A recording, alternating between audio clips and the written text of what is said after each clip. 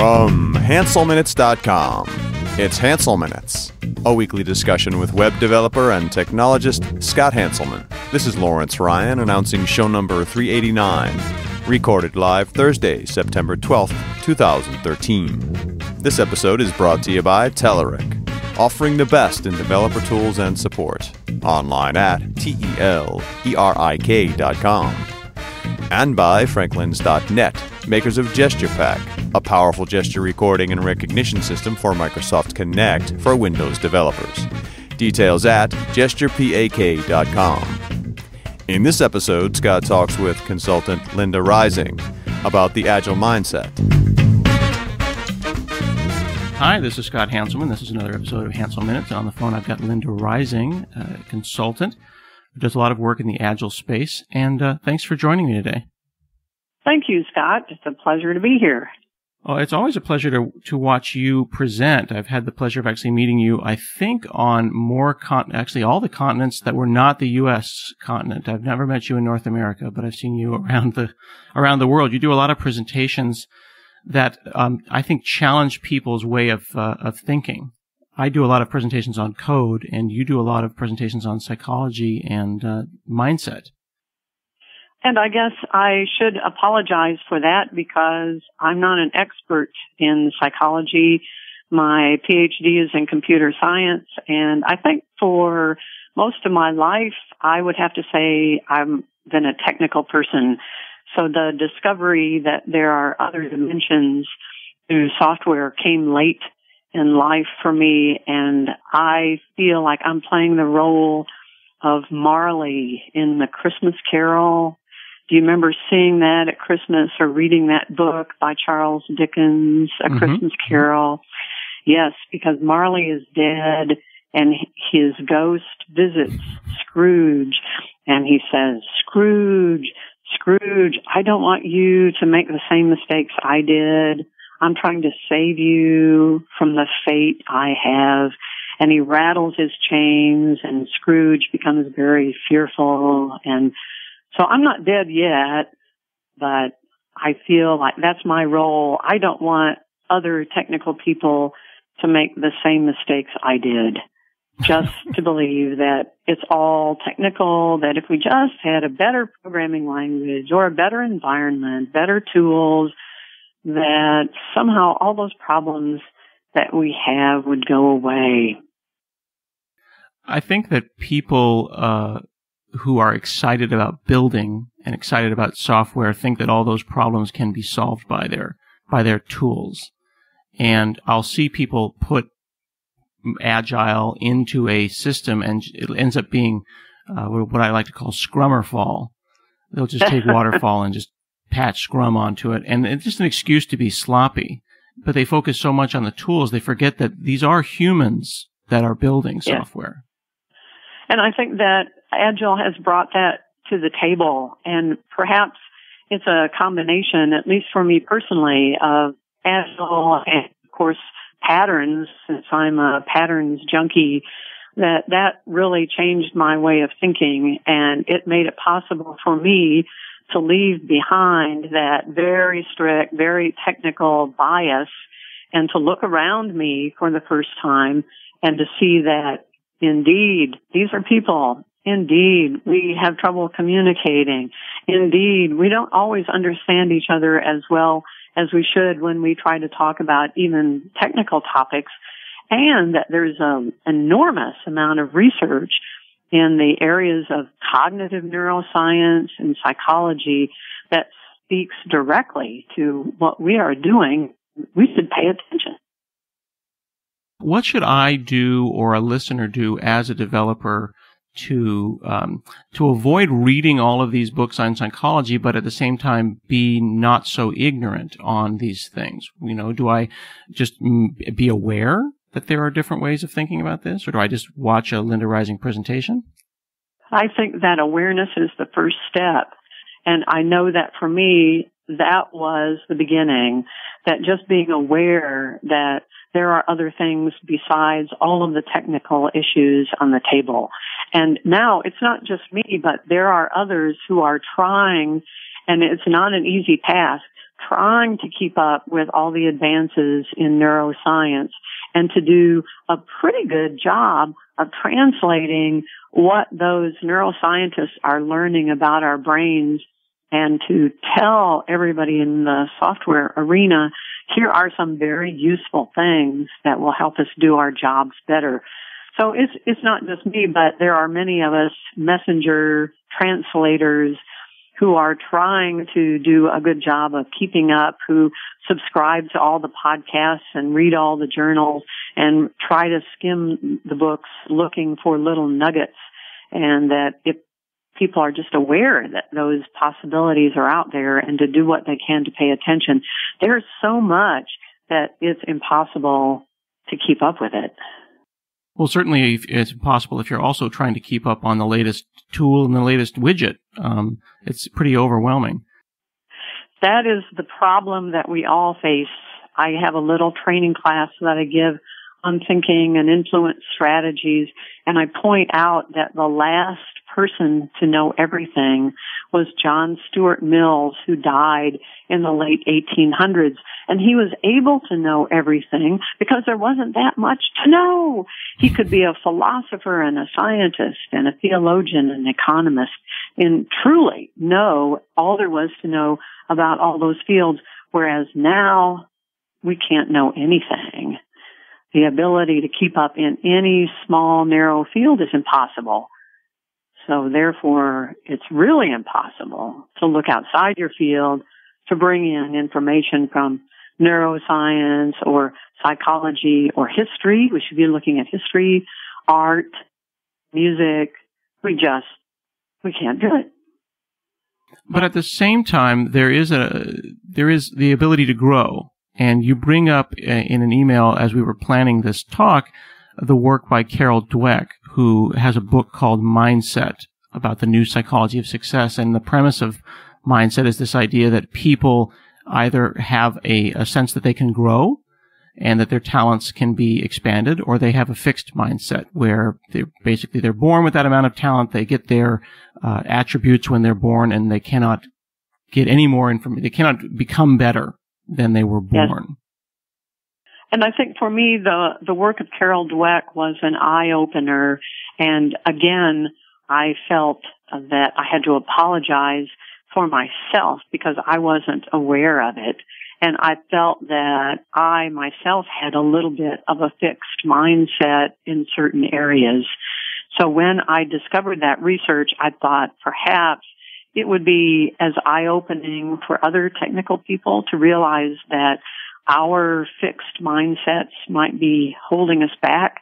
So I put together a little talk, and I gave it for the first time as a keynote at the end of Agile 2011. And that talk should be still out there. I think if people just Google on Linda Rising, Agile Mindset, Agile 2011, there's something on YouTube or something on the Agile site, and so everybody could hear that talk. And it was astounding to me, the reception that I got, because most people were as overwhelmed with that information as I had been, and as surprised at their own mindsets, and as amazed at the effect that a particular mindset might have on their teams, on their families, on the lives of their friends, on their children. I get enormous amounts of email still about that talk. And of course, I've given other variations on it since. So I think it's probably one of the most important things I've ever talked about or maybe even thought about. Wow. I will definitely add a link to that to the show notes so people who are listening can just go to the website, and the link to the Agile Mindset talk will be right there.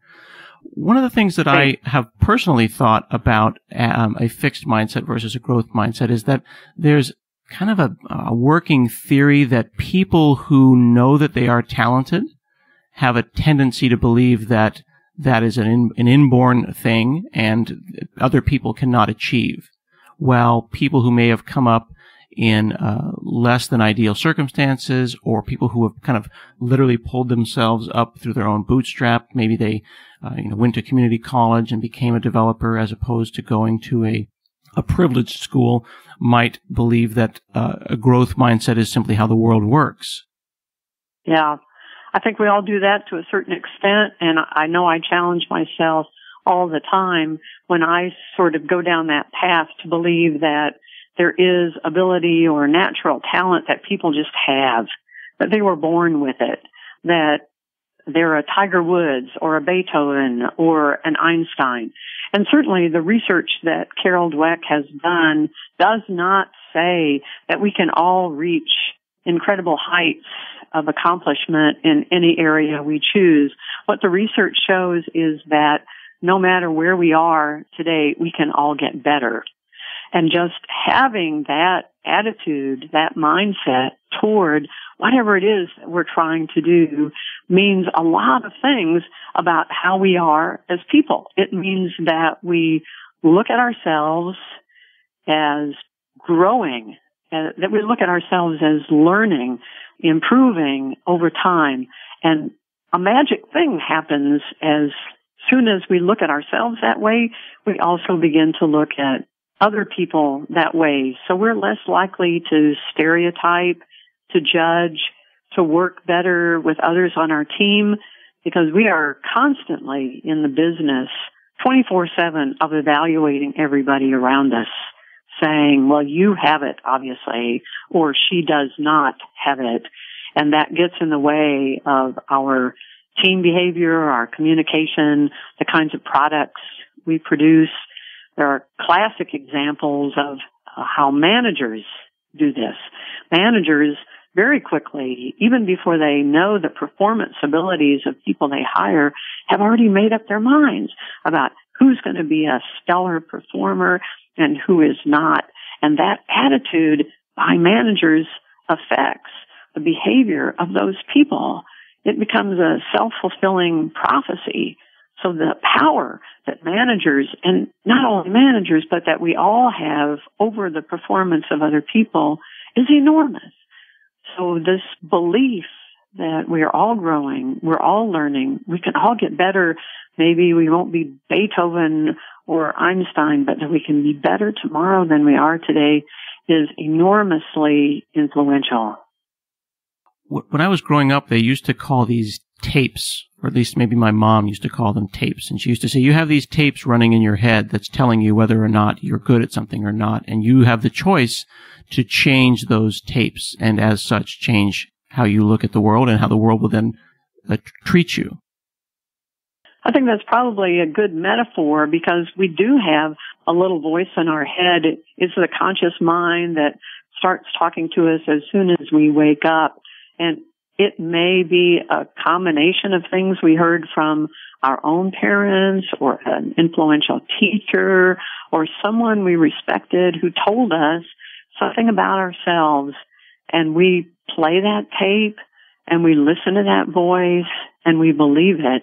And when we get discouraged, and we're always going to get discouraged, we reach some challenge and that tape starts running and it says, see, you don't have it. You're not very good at whatever this thing is. You'll probably never be very good. And immediately we begin to believe that. And immediately it becomes true. So we need to analyze those tapes, and awareness helps. And we should keep going back to that because the research is pretty clear that just informing people that there are the two mindsets, the belief in growth or the belief in fixed talent, but just awareness can help us maybe make some adjustments in that tape, maybe listen to some other voices, maybe steer our efforts in a better direction. And once we can do that for ourselves, we can see that in others or in our children, and we can help them as well. You talk in your presentation on the Agile Mindset, and you reference some examples where they did actual experiments. And a lot of people think that, some people, and particularly engineers, think that psychology is just a bunch of nonsense. And, we're all just kind of talking ourselves in circles here. But this is real science. There is neuroscience behind this, and behaviors change when mindsets change. And you give this example where they categorized students into different groups, saying that this is a really smart, inherently smart group of people, and these are the kids that put effort into their work. And how did their behavior changed when the mindset and the context for the tests was changed? There's not only research around all of this mindset, but the research has been going on for decades. One of the things that psychologists do is not only experiment, but they repeat experiments. It has to be something that researchers have uncovered and also shared with others, and then have those others repeat so they validate the results. I often get on a little bit of a soapbox about people who are in software development saying that we are not scientific. Most of us who have come to the Agile process have done so simply by hearing good stories. We've been overwhelmed by a good story that someone else told us about a team that had tremendous success as soon as they became an adopter of Scrum or XP, but we never looked at hard data. We never saw any kind of balanced, controlled, randomized, scientific experiment in order to make a decision. We're swayed all the time by evidence that really wouldn't stand up in any scientific arena. So when you look at everything that's been done around mindset, the amount of research there is overwhelming. It's been done with children. It's been done with adults. It's been done with sports teams. It's been done in business. And what it shows is that with a very, very small kind of difference in mindset, you get very different behaviors. People who have been encouraged to adopt the fixed mindset, for instance, immediately change all their goals so that they look good. They immediately look at failure as a way of defining themselves instead of taking it as a challenge. When anything goes wrong for those children or people who are on the sports team and they look at failure, they immediately give up. They become helpless and hopeless. Whereas in the experimental data, it's pretty clear that those that have been moved into an agile mindset suddenly embrace goals that are about learning. They take on challenges.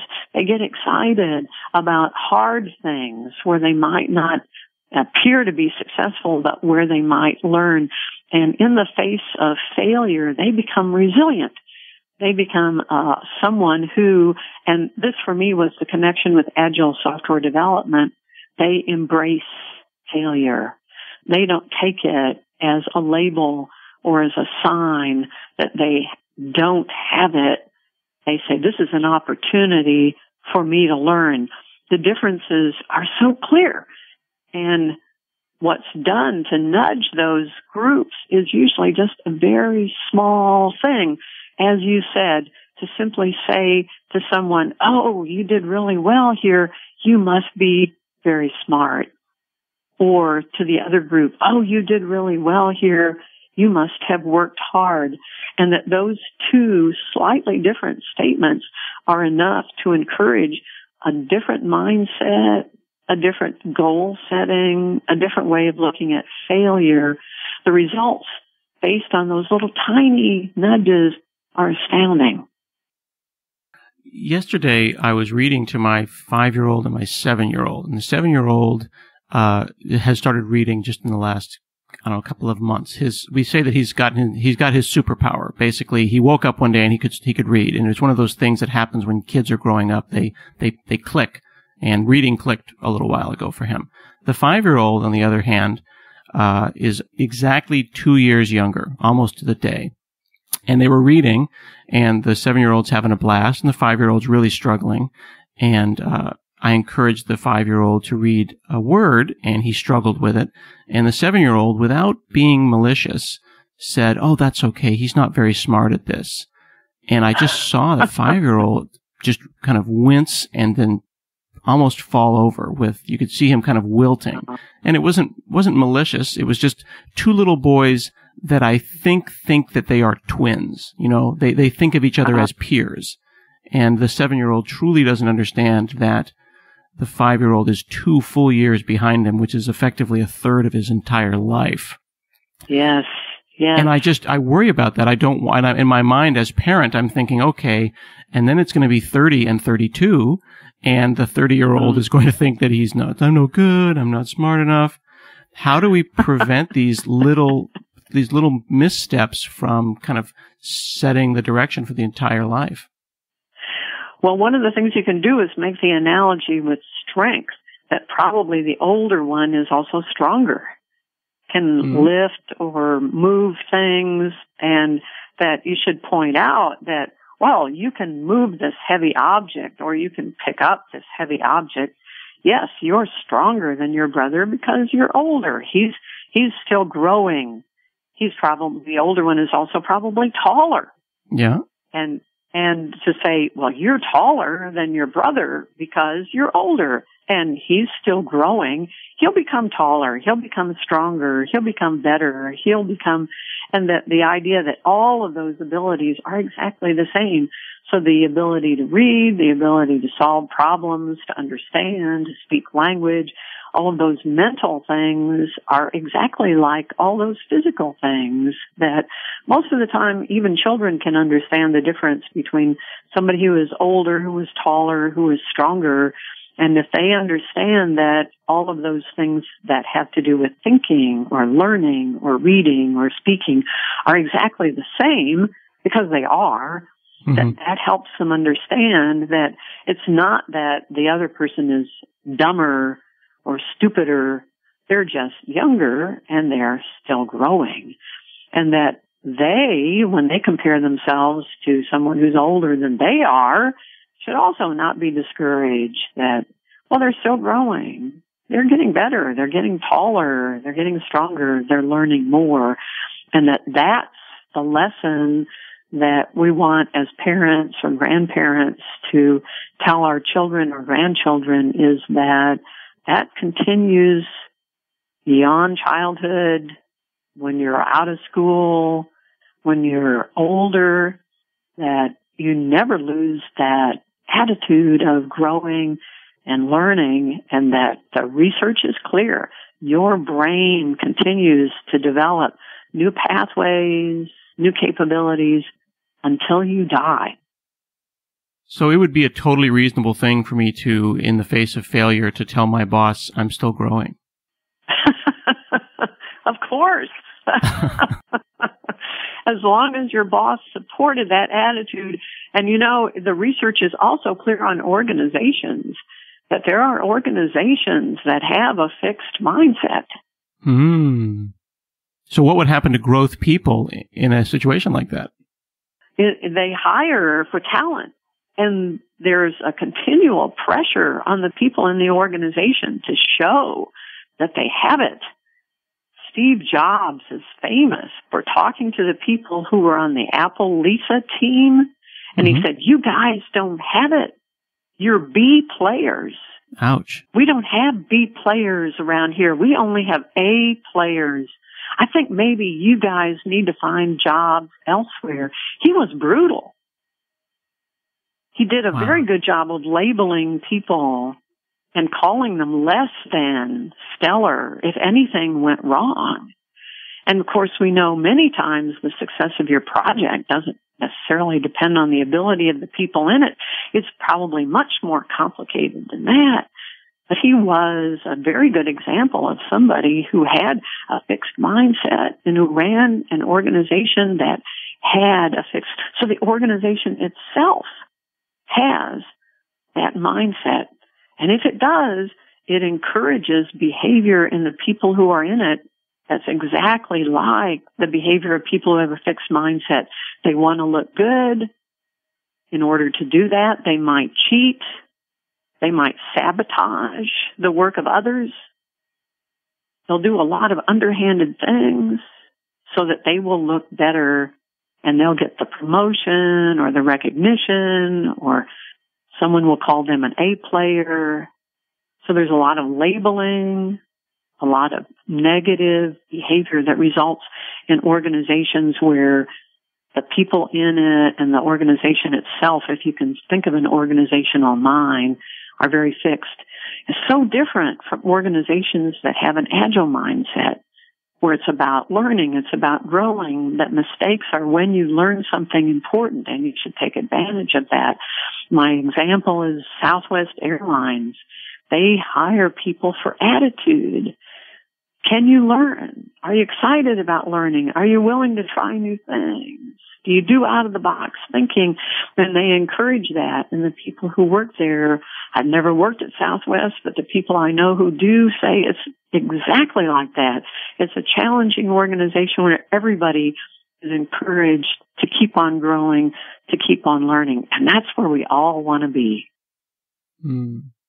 Interesting. That's really powerful. I mean, I think it's a constant struggle as we have those tapes saying, I can't and I won't, or I won't be able to. And then if that gets supported by an organization, like one of the things that we struggle with sometimes at Microsoft where I work is they have this program called the stack ranking. And I've seen this at Intel and other large companies where we got to line everybody up by height effectively, where height is ability.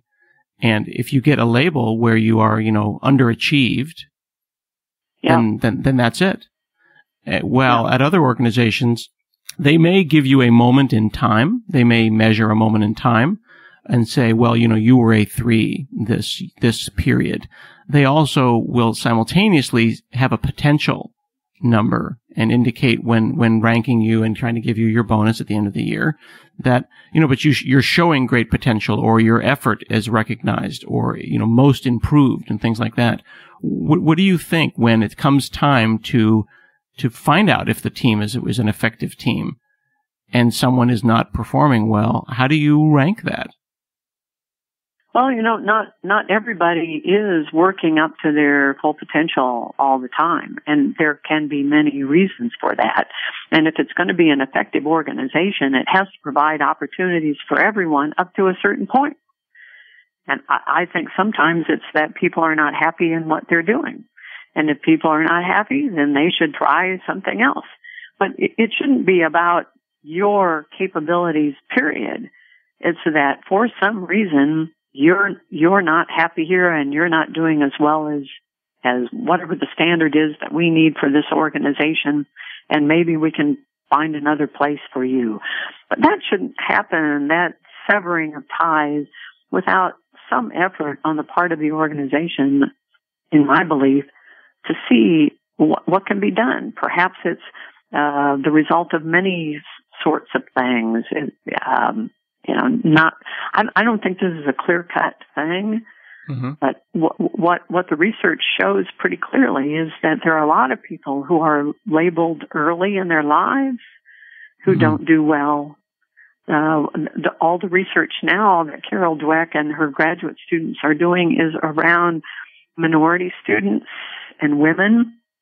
Why aren't there more women in IT? And what it shows pretty clearly is that at some point they have taken on this fixed mindset that, well, I can't do it. That girls believe at a pretty young age that they can't do math or science. It's also true for Hispanics and blacks, that when they learn that the mind is a muscle and when they're moved toward the agile mindset, they all do better. But up until that point, they're so weighed down by things they've been told all their lives that they don't perform well. They don't do well in math or science. And in fact, Hispanics and blacks typically underperform across the board. And all of the experiments that Dweck's research has shown is that just with some small interventions, they all begin to make enormous improvements. What are we doing? What are we doing to little children? What are we doing to people in organizations by this early labeling, by throwing them into this fixed mindset? We're losing enormous amounts of contributions, innovation, ideas, because we believe they can't do it, and therefore they believe they can't do it, and they can't. It's amazing how one sentence will make that difference. I remember growing up in the 70s that there was a Barbie doll that came out with a string, and you'd pull the string on her back, and she would say, "Math is hard." I think I missed that. That's good, though. And it was an outrage because that one sentence. Who knows the damage that was done with that one sentence? But I've heard in these research experiments, when giving people a test, just as you're passing out the papers, if you say something like, women tend to do better on this test, they will do better. Or even if it's not true, they just simply by saying that, it sets the mindset, it sets the tone for the entire test. Yes. There's also a variation that's been done on that at the top when the participant fills in information, name, address, social security number. If there's a little box where they have to check male or female. Mm-hmm. On some versions of the test, they check female. On other versions, they don't check female, but otherwise the test is exactly the same. And in a balanced, controlled experiment, just checking that little box can cause a significant decrease in the score. Even when afterwards the participants are asked, did you notice there was a little box where you had to check female? And most don't even remember it. But clearly, it had a powerful effect on how they did on that exam. It started the little tape that said, oh, yes, I guess I am female. Oh, yes, everybody knows that females don't do as well. We all know that. We buy into our own stereotypes. So that even women believe themselves that they're not as good, and therefore they're not. And we have to build up that resiliency. So as those little tapes are running, both, cultural, contextual, team, organizational are running, as we bump into those messages, we have to be resilient against them. Yes, and we have to have our own messages. We have to have our own messages about failure is good. We have to have our own messages about learning is good. This is an opportunity for me to learn. And we have to mentor others instead of telling people, oh, you're great, you're wonderful, or saying that to our children, to say, oh, you really worked hard. I like the way you, and praise what was done, praise the strategy, point out the process, instead of labeling, instead of putting people in boxes, instead of encouraging that fixed mindset. We need to do a better job, just not only for our own families, but for our own little tapes, and for the tapes of other people that we care about. Some people have said that that's kind of a uniquely American problem, that there was a time in the 80s and 90s where every child was told that they were special, and not everyone can be, quote unquote, special. So if you tell every child that they are a unique snowflake, you end up with a lot of children that grow up into 20-year-olds who believe that they are a unique snowflake, and they come out of college saying, where's my $100,000 a year job? Indeed. Although I have given this talk in China, and I ask along the way of the participants, do you know what I'm talking about? And of course, in China, Mao's one-child policy has been in effect now for over 30 years. And when you walk around in Tiananmen Square on a Sunday, and you see the little children there who are all dressed up in their costumes, even little girls now, I'm happy to say. And the expression in Chinese is every child has 6 parents. So there are the parents who only have one child, of course, and they are the product of a family where there was only one child. So here are the 2 sets of grandparents. So here are 6 adults hovering around this one child who's given all the attention, all the focus, all the expectation of the whole family. And they're told from the very beginning, oh, you're the best, you're the smartest, you have to work hard, the family depends upon you. Enormous pressure on these little tiny children from the get-go. So what's coming out are, I don't know how to say it in Chinese, but they're called little emperors or little empresses, who are just as fixed, just as entitled as any of the American children who had been told the same from the time they were born. You are special. You get the blue ribbon. You're number one. You should get straight A's. And in many classes, that's the case now. Parents put pressure on teachers. My child deserves an A. Can't you see that my child is the best? I even heard from a manager just recently who got a call from the mother of one of his new hires who wanted to know why he wasn't being promoted. Why wasn't he getting bonuses? Why wasn't he on the fast track? Didn't this manager know how brilliant her son was? Yeah. Wow. Yeah. I really, really hope that never happens to me. Indeed.